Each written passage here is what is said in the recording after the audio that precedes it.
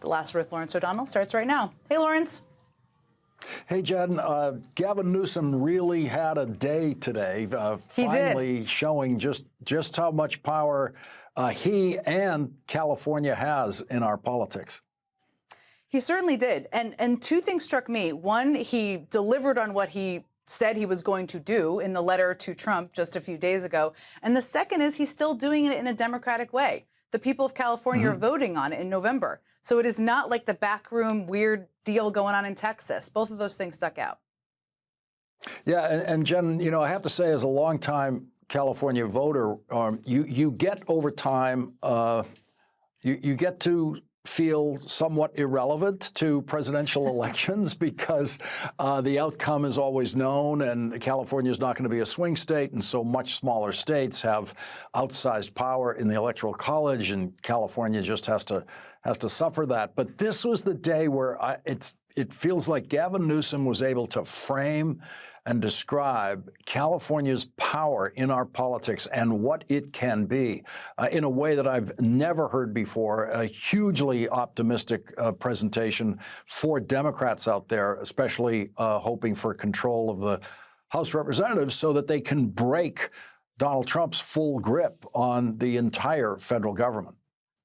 That's exactly right. And you will not be that irrelevant, California voters, if he runs for president, which who knows? But what's interesting here is he was very forceful, and there are other blue state governors this may be putting some pressure on. So we'll see what happens there, too, because this is unfortunately a bit of a gerrymandering race. Well, we're going to let Governor Newsom be heard in the statement that he made today during this hour. That sounds good. Look forward to listening. Thanks. Thanks, Jen. Thank you. Well, tomorrow, Donald Trump will fly to Alaska to meet with a war criminal who he has called a genius in order to avoid questions about a pedophile who raped children while Donald Trump was calling him a terrific guy. It won't work. If Donald Trump does manage to avoid questions about Jeffrey Epstein tomorrow in Alaska, those questions will be waiting for him when he returns to Washington. Every member of Congress now is getting questions about Jeffrey Epstein. The difference between Democrats and Republicans who get questions about Jeffrey Epstein is that Democrats actually answered those questions. Here is Maryland's Democratic Senator Chris Van Hollen in a town hall tonight. Why won't they release the Epstein files?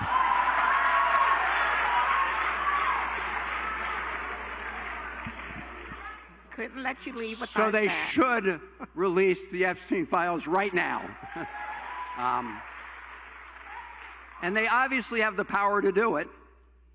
I mean, this is something, if you rewind the tape, Pam Bondi and so many others said that everyone should have access to the Epstein files. And I agree. I think there's enough of a public interest here, and that the victims of these terrible crimes deserve to have transparency and accountability.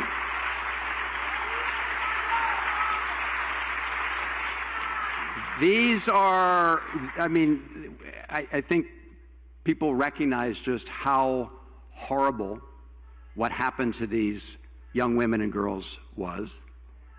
And the perpetrators should be known, and they should be held accountable. And you can release the files in a way that protects the victims, but doesn't protect the perpetrators.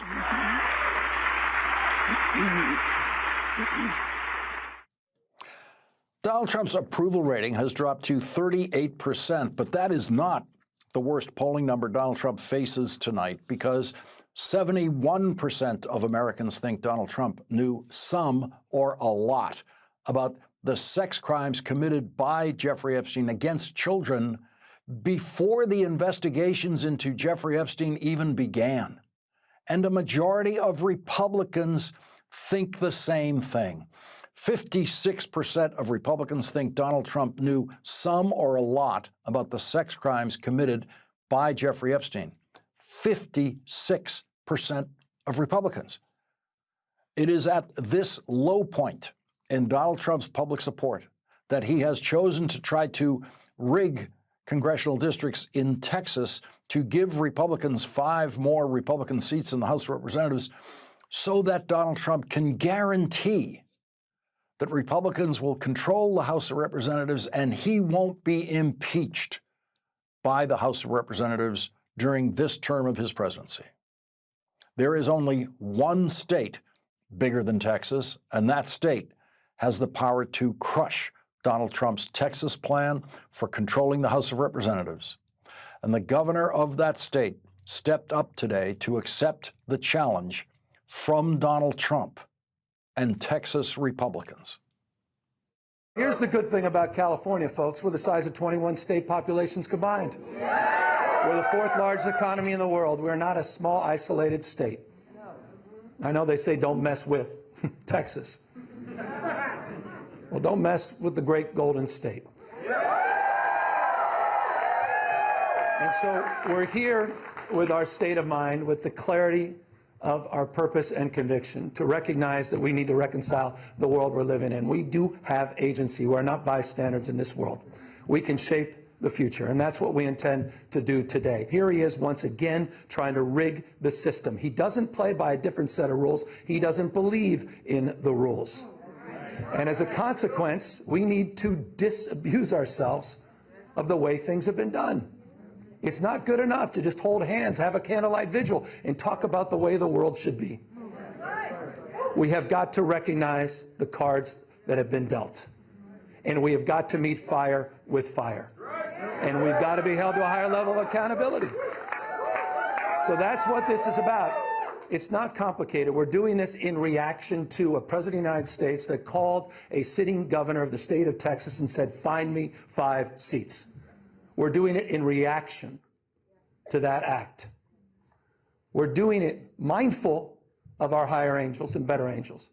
We're doing it mindful that we want to model better behavior, as we've been doing for 15 years in the state of California with our Independent Redistricting Commission. But we cannot unilaterally disarm. We can't stand back and watch this democracy disappear. We can't stand back and watch this democracy disappear district by district all across this country, not just in Texas, but in Missouri, where J.D. Vance went just a week ago, in Indiana, in places like Ohio, in places like Florida. We need to stand up, not just California. Other blue states need to stand up. We need to be firm in our resolve. And so the fight against Donald Trump and Trumpism is now engaged in a way it has never been engaged before by California and its governor. Governor Newsom reminded the country that this all started with a desperate phone call from Donald Trump to the Republican governor of Texas, asking the governor to find him 5 more House seats in Texas. They want to rig these elections, and they want the power that gerrymandering provides, because they know what Donald Trump knows. He's going to lose the midterms. He knows de facto his presidency ends in 17 months, when Speaker Jeffries is back in office. He knows it. Why else would you try to rig the system? Why else would you make the phone call? He's a failed president. Donald Trump sent his masked ICE agents to loiter outside the building where Governor Newsom was speaking today as yet another demonstration of how Donald Trump wastes the deployment of federal agents and federal troops for his own amusement and his own purely political stunts. Who else sends ICE same time having a conversation like this? Someone who's weak. Someone who's broken. Someone whose weakness is masquerading as strength. The most unpopular president in modern history. An economy that's collapsing all around him. You saw the new wholesale prices going up almost a full percentage point today. Inflation is going up. Job creation is going down. He's trying to rewrite history, Smithsonian, censoring historical facts. And in the spirit of what Adam Schiff said, he's trying to put America in reverse on voting rights, civil rights, LGBTQ rights, on women's rights. He wants to bring us back to a pre-1960s world. That's what this is all about. It's about power, and I want to end on this. And we are about to give power back to the people.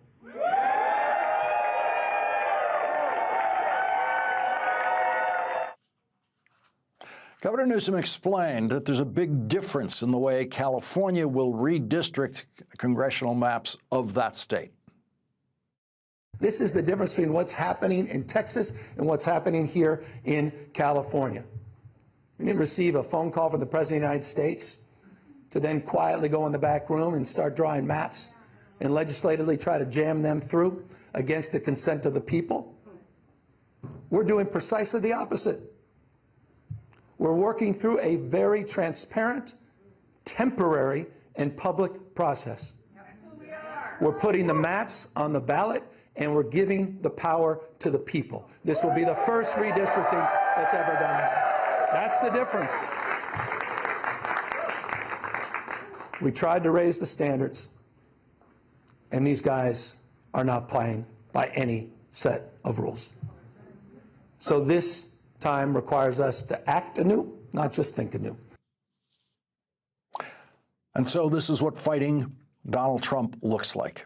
Gavin Newsom and California Democrats have found a way to fight Donald Trump's attacks on democracy by using democracy against Donald Trump. And so the biggest state in the union, the richest state in the union, has finally been provoked to show Donald Trump just how much power that state has. Gavin Newsom is now leading California to the rescue of the United States of America, to the rescue of democracy in America. And today, Gavin Newsom showed millions of people who have been feeling powerless, millions of Californians who voted for the California candidate for president in the last election, that they still have power. The voters of California can feel left out in presidential elections. The candidates never bother to campaign in California because everyone knows how California is going to vote in a presidential election. California doesn't have the power to turn the election one way or another, the way much smaller states like neighboring Arizona do. Voting in California in a presidential election can be an exercise in dutiful civic frustration. Carrying out your civic duty knowing it won't make a difference when you're watching the election returns that night. Today, California Governor Gavin Newsom changed all that. Today, Gavin Newsom told California voters they hold in their hands the power to break Donald Trump's grip on every branch of the federal government, a power that tonight no other state has. You have the power to stand up to Trump. You have the power to declare that you support a system that is not rigged. You have the power on November 4th to stand up for people that are being bullied. You have the power to stand up for people that are being intimidated. You have the power to stand up to the rule of law. We're giving the people of this state the power to save democracy, not just in California, but all across the United States of America. I hope we are waking up to this reality. Wake up, America. Wake up to what Donald Trump is doing. Wake up to his assault. Wake up to the assault on institutions and knowledge and history. Wake up to his war on science and public health. In his war against the American people. This is a guy who lays claim to want to get a Nobel Prize, sitting there and bending his knee to Mr. Putin. You have the power to straighten this out. Leading off our discussion on California night is Democratic Congressman Eric Swalwell of California. He's a member of the House Judiciary Committee and the House Homeland Security Committee. Congressman Swalwell, thank you very much for joining us tonight. My pleasure. This plan by California is unlike anything we have ever seen. And what has it been like in the California delegation putting this together and finding your power?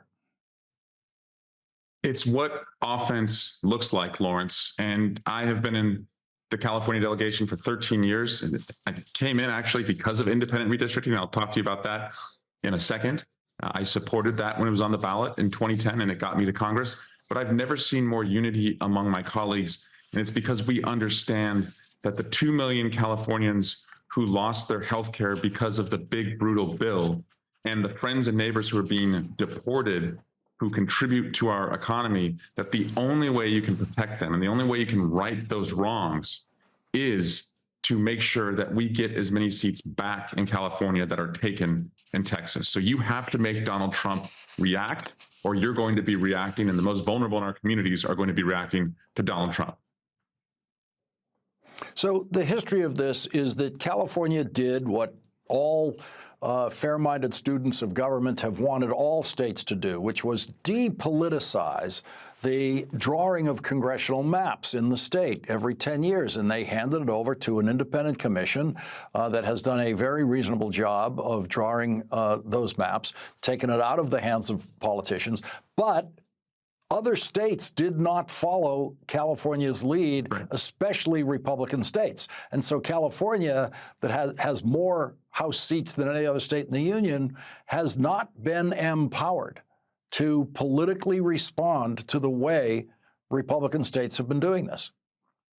That's right, Lawrence. In fact, I think it's only a handful of other states, like Washington, Iowa, maybe one or two more. And so what we've been doing as Democrats is we've been fighting these battles with one hand tied behind our back, and often it's the upper hand. And we are, now in this fight with both hands on behalf of the most vulnerable in our community. And it was not easy for me to support this because I do believe in good government. But the last thing that I want to see happen is the day after the midterm election, that democracy is in ashes because of the rigged districting in Texas. And I look at my colleagues and say, well, at least we protected the Independent Redistricting Commission in California. That is going to be, cold comfort for anybody who's going to suffer the remaining consequences of the last 2 years of the Trump administration if we're not in the majority. California Congressman Eric Swalwell, thank you very much for leading off our discussion tonight. Lauren. And coming up, 90 years ago today, another Democratic politician gave an inspiring speech when President Franklin Delano Roosevelt changed America forever by signing the Social Security Act. Nothing Donald Trump does will even come close to being remembered 90 years from now. That's next.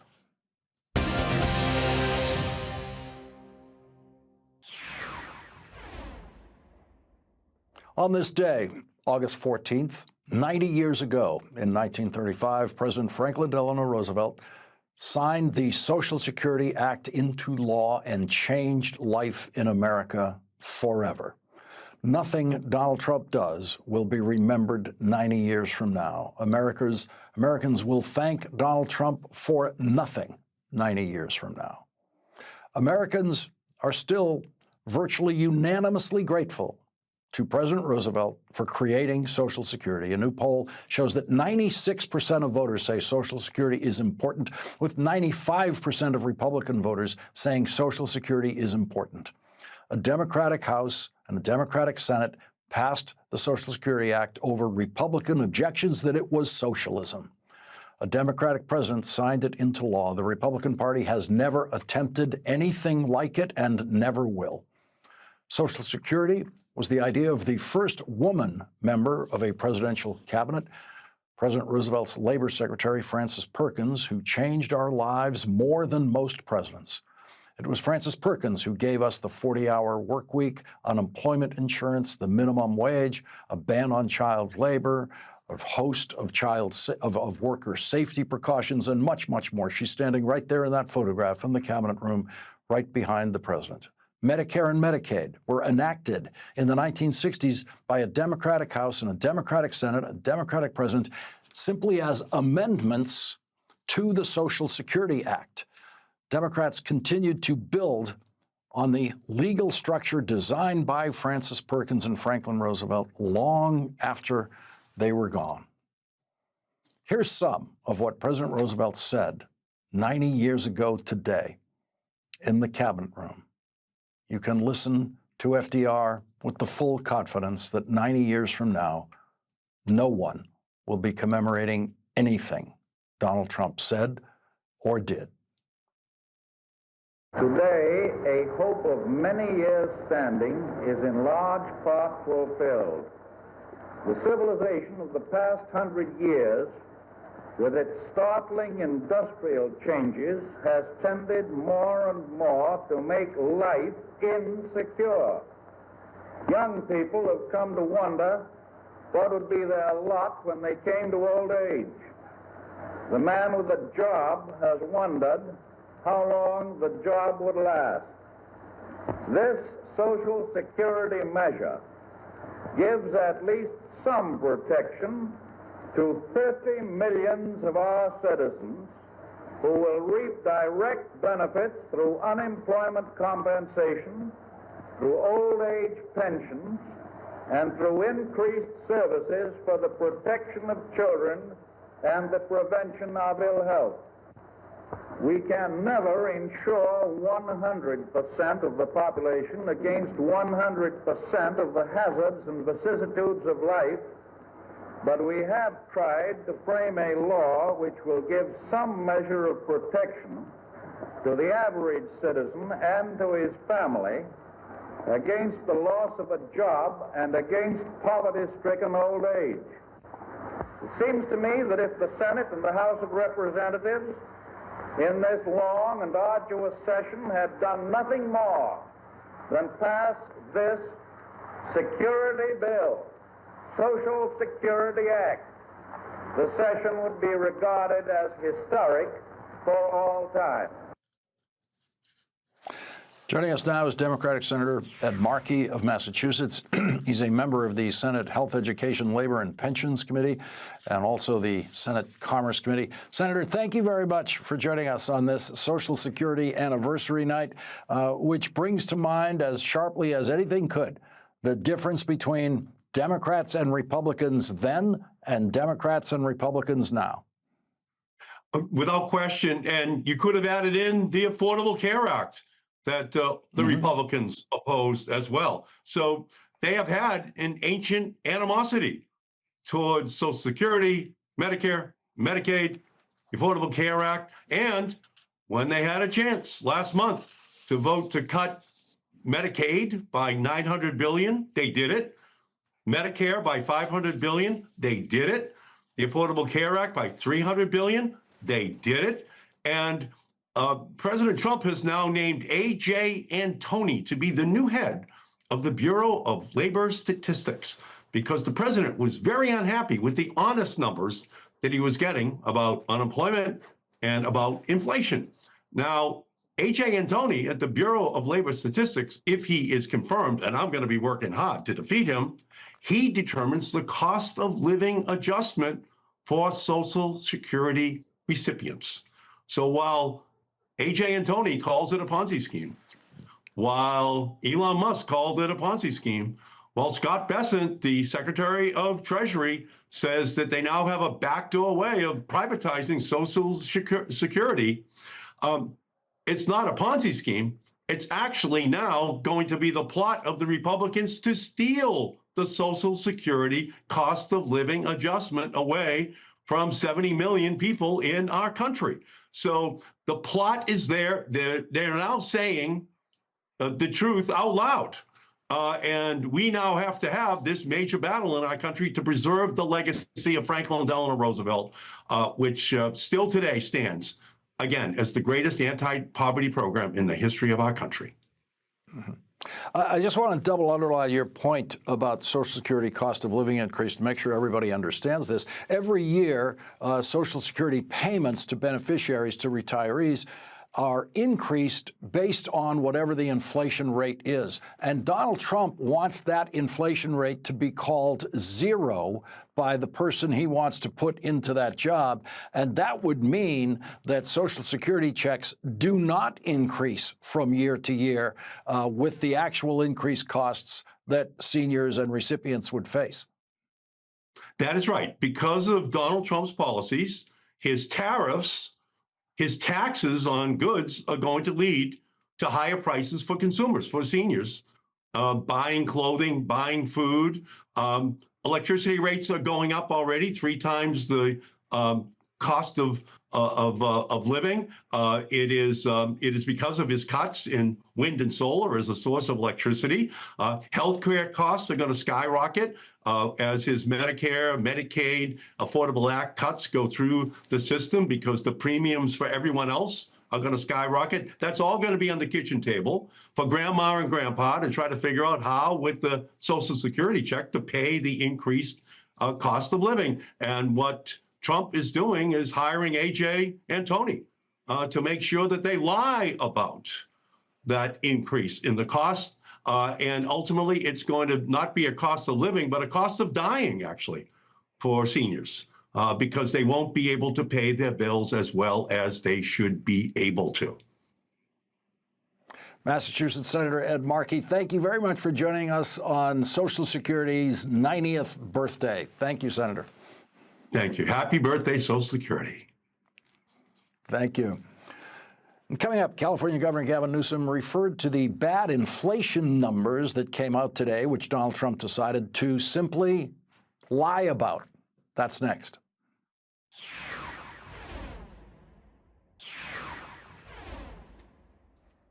A year ago, Donald Trump said something absurdly impossible, and enough voters fell for it in key electoral college states to give Donald Trump the presidency, in which he is now failing to deliver on that promise of 1 year ago.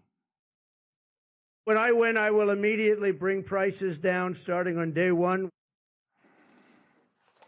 Today, the Bureau of Labor Statistics, where Donald Trump fired the commissioner for telling the truth, released a report showing that producers in the United States raised prices by nearly 1% last month, the biggest monthly increase in over 3 years. And Donald Trump's response to that was, of course, to simply lie. Now our inflation is down to a perfect number, a beautiful number, hardly any at all. In an article titled, "Now We Know Who's Paying the Tariffs," the Wall Street Journal's editorial board writes, quote, "President Trump knows the public is skeptical about his tariffs, which is why administration officials are anxious to convince voters someone somewhere else in the world will pay for them instead of American households. Inflation data released Thursday tell a different story. Americans will pay a big chunk of the tariff bill either directly via higher consumer prices or indirectly via less business investment in productivity growth to increase wages." Joining our discussion now is Jared Bernstein, the former chair of the White House Council of Economic Advisors in the Biden administration. Jared, thank you very much for joining us tonight. So there's Donald Trump wishing inflation away and simply lying, saying it's not happening. Well, as all of our viewers know well, this is a pattern with this White House when it comes to economic data, including, of course, firing the messenger when they didn't like the jobs report. We now have a rate of job growth that's 35,000 jobs per month over the past 3 months. That's close to stall speed. And now we're seeing inflation reports that very clearly show tariffs are passing through to consumers.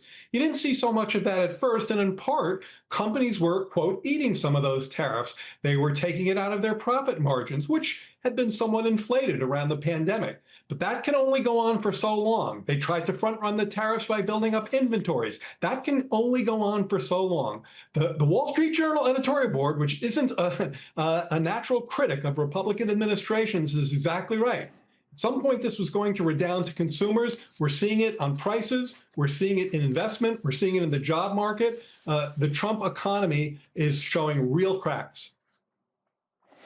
There's also surges in certain places in electricity pricing, and there's no indication that that's going to get any better.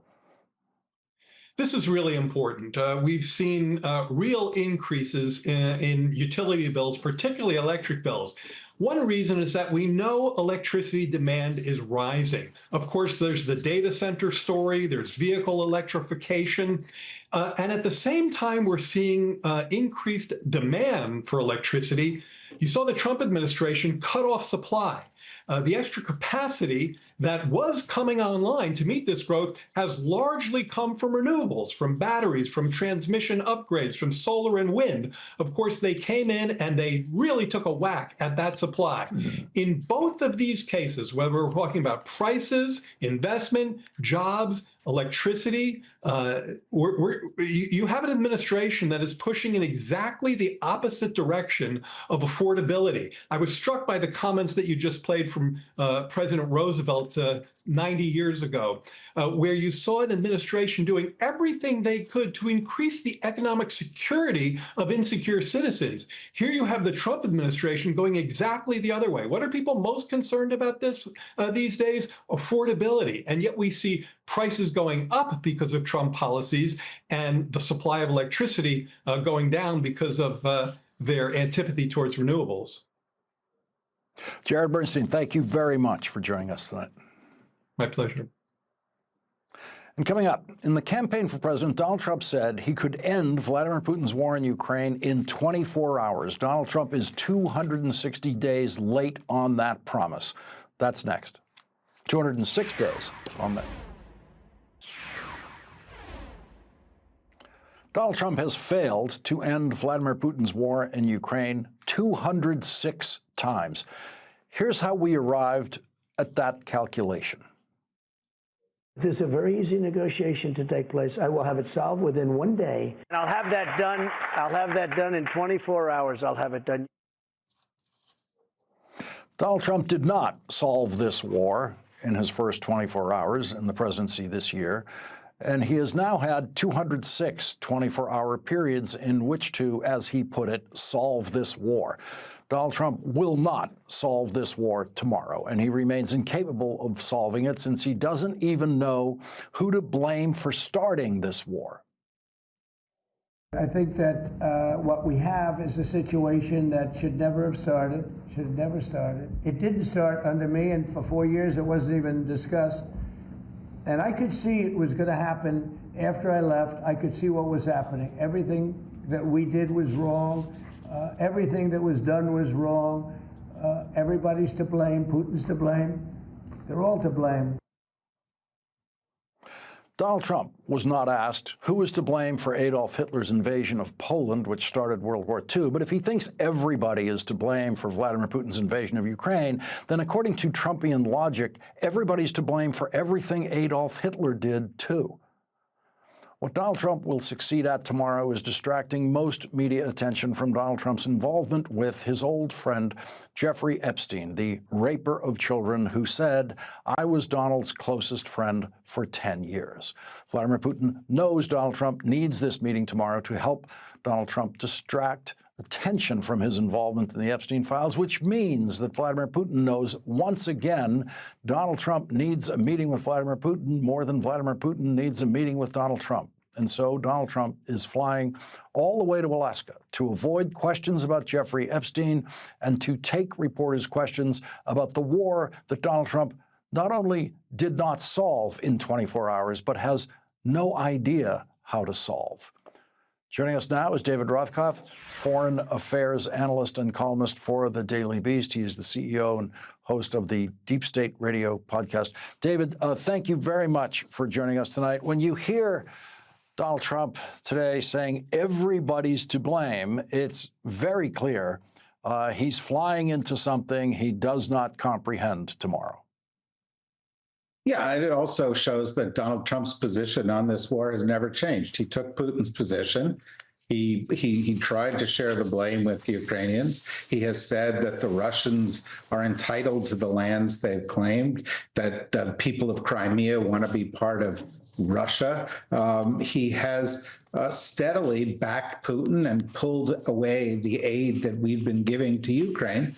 And I don't see any reason to expect that tomorrow's meeting is going to produce a sea change in Donald Trump. I think you're going to get more kind of cozying up to Putin.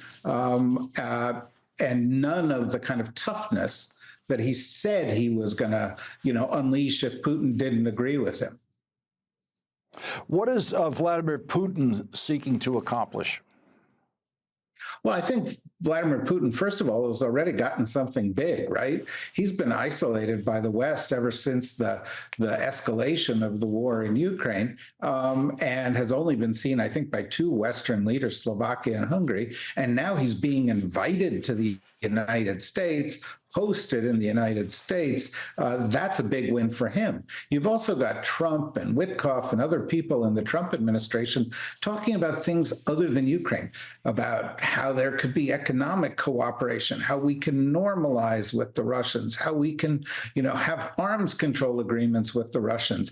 So Trump is helping Putin change the subject. Putin's winning, and he's winning. I'll say one other thing. The biggest wins Putin's going to get tomorrow, we probably won't know what they are, because there's going to be a private meeting. There are going to be no note takers. We're not going to know what happens in that room. And that's the room where a lot of Europeans and where Vladimir Zelensky believe Trump is effectively going to sell Ukraine down the river. David Rothkopf, thank you very much for joining us tonight. Thank you.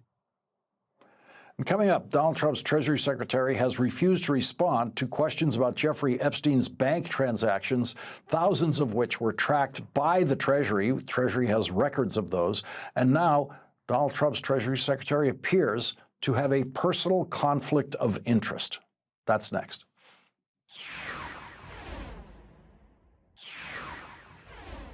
$4,725 wire transfers, adding up to nearly $1.1 billion flowing in and out of just one of Mr. Epstein's bank accounts. That's the leader of the Democrats on the Senate Finance Committee, Ron Wyden, demanding that Donald Trump's Secretary of the Treasury provide information that the Treasury possesses about those bank transactions by Jeffrey Epstein. Donald Trump's Treasury Secretary has not responded. The New York Times reports on potential conflicts of interests of Treasury Secretary Scott Bessent, whose net worth is roughly $500 million. The U.S. government's ethics watchdog agency said this week that Treasury Secretary Scott Bessent has failed to fully comply with an agreement that required him to divest his financial assets, posing potential conflicts of interest as he leads the Trump administration's economic policy agenda. The biggest potential conflict of interest for Mr. Bessent is his ownership of as much as $25 million of soybean and corn farmland in North Dakota. It is not clear how Mr. Bessent, who has at times referred to himself as a farmer, is disentangling his holdings from trade negotiations with China. At his confirmation hearing in January, he said that one of his first acts as Treasury Secretary would be to push China to honor the commitments to buy American farm products that it made during Mr. Trump's first term. Soybean purchases have continued to be a central part of the trade negotiations with China. In a post on Truth Social this week, Mr. Trump urged China to quadruple its purchase of American soybeans. Joining us now is the reporter on that article, Alan Rappaport, economic policy reporter for the New York Times. And so, Alan, it appears the Treasury Secretary is pushing China to buy more of the soybeans that he personally would be selling to China. Potentially, that's correct. Yeah, North Dakota in particular exports about 70% of their soybeans to China in a normal year. This year, they've exported about none because China has been buying a lot of its soybeans, pretty much all of them from Brazil and other countries. So this is a big issue that's at the center of the trade negotiations, which Treasury Secretary Bessent is leading. And soybeans and corn and agricultural products are going to be a big issue. And he obviously still owns these farms, and the government ethics agency is trying to figure out what's going on with that.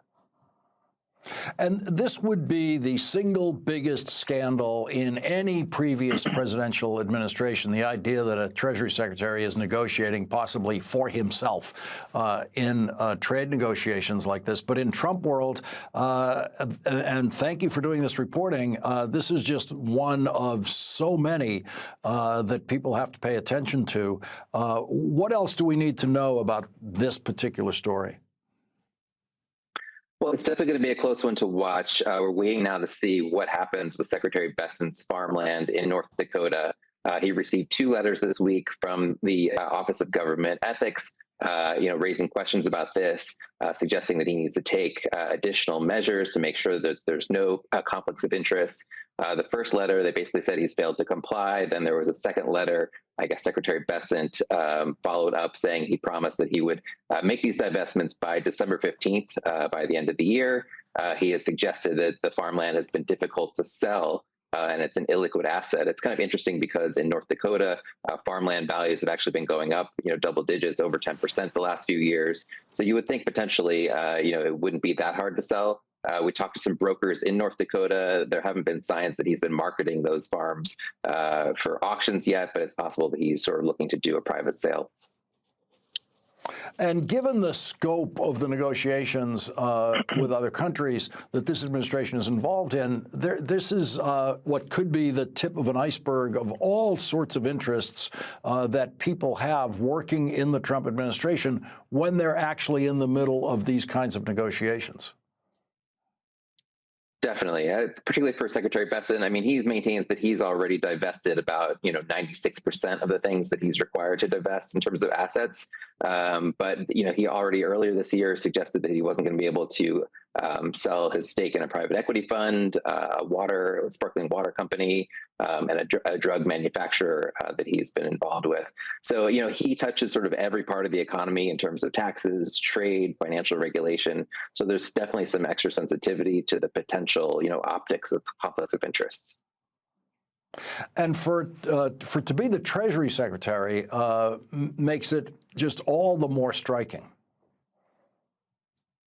For sure, just because he's really, sort of steering President Trump's economic agenda and overseeing sort of all the facets of, the whole economic apparatus. He maintains that, he's not doing this for the money. He's got plenty of money and it's sort of an honor to serve. So we'll be definitely watching closely to see sort of what happens with these divestments, whether or not he's able to sell them. Looking back historically, Jimmy Carter put his peanut farm operation in a blind trust. So it's potentially, Secretary Bessent may try something like that at some point. Alan Rappaport, thank you for your reporting and thank you for joining us tonight. Thank you. Thank you.